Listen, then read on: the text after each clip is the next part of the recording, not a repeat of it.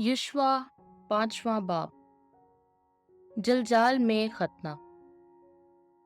और जब अमूरियों के सब बादशाहों ने, जो उर्दन के पार मगरिब की तरफ थे, और किनानियों के सब बादशाहों ने, जो समुंदर के नजदीक थे, सुना कि खुदावंद ने बनी इसराइल के आगे उर्दन के पानी को खुश्क कर दिया जब तक कि वो पार ना उतर गए, तो उनके दिल पिघल गए और बनी इसराइल के खौफ से उनमें जान बाकी ना रही।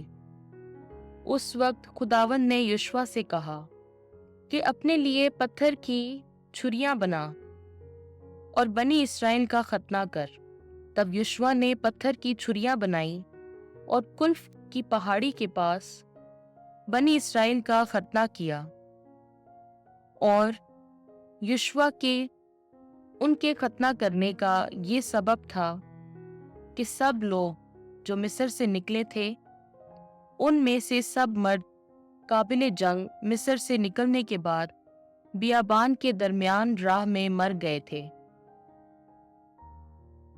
और वो सब मर्द जो मिस्र से निकले थे, उनका खतना हो चुका था, मगर वो सब जो उनके मिस्र से निकलने के बाद बियाबान के दरमियान राह में पैदा हुए, उनका खतना नहीं हुआ था, क्योंकि बनी इसराइल 40 बरस तक बियाबान में फिरते रहे, जब तक कि जंगी मर्दों की सब जमात जो मिस्र से निकली थी मर ना गई, जिन्होंने खुदावंद के हुक्म की नाफरमानी की, जिनकी बाबत खुदावंद ने कसम खाई कि वो उस मुल्क को ना देखेंगे जिसके बारे में उसने उनके बाप दादा से कसम खाई थी कि हमें देगा, वो मुल्क जिसमें दूध और शहद बहता है, और उनके बेटों का जिन्हें उसने उनकी जगह में बर्पा किया।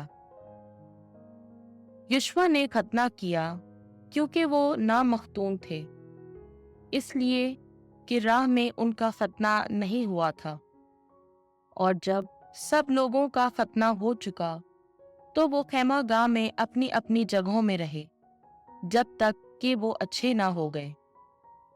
फिर खुदावंद ने यहोशू से कहा कि आज के दिन मैंने मिस्र की मनामत तुमसे दूर की, तो इस सबब से इस जगह का नाम आज तक जलजाल है।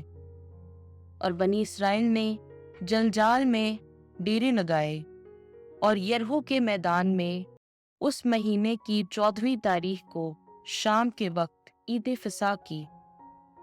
और फसह के बाद दूसरे दिन उस मुल्क के गेहूं की फितरी रोटी और उसी दिन भुने हुए दाने भी खाए। और जब उन्होंने उस मुल्क का अनाज खाया, तो दूसरे दिन मन बंद हो गया, और बाद उसके बनी इसराइल को मन ना मिला।